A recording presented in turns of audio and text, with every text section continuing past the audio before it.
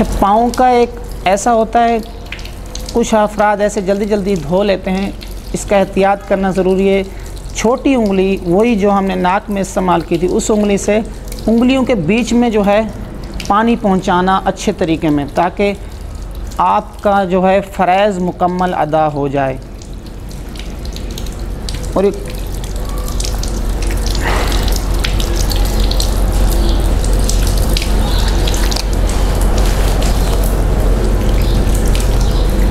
अच्छी तरीके में, ताकि अगर थोड़ा सा भी कोई जगह सूखी रह गई तो हमारा जो है वज़ू नहीं होगा। वज़ू नहीं होगा तो नमाज नहीं होगी, नमाज नहीं होगा तो कोई इबादत हम नहीं कर पाएंगे। एहतियात वज़ू से ही। अब ये टखने हैं हमारे, ये टखनों समेत हमने धोना है।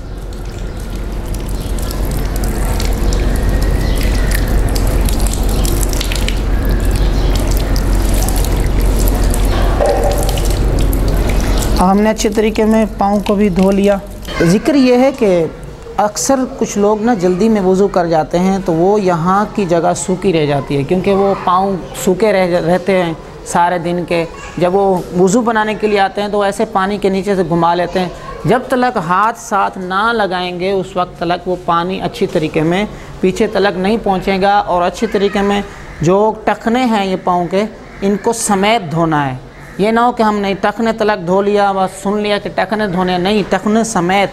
जब टखने समेत धोएंगे तो थोड़ा सा ऊपर हम करके धोएंगे एहतियात के लिए, ताकि हमारा ये फ़रज़ अदा हो जाए। अगर फ़रज़ अदा नहीं होगा तो हमारा वज़ू नहीं होगा। एहतियात ज़रूरी है कि पीछे हाथ मल लिया करें, पानी घुमाते वक्त, पानी डालते वक्त हाथ भी साथ लगा लिया करें। अल्लाह करीम हम सबको इस पर अमल पैरा होने की तौफीक।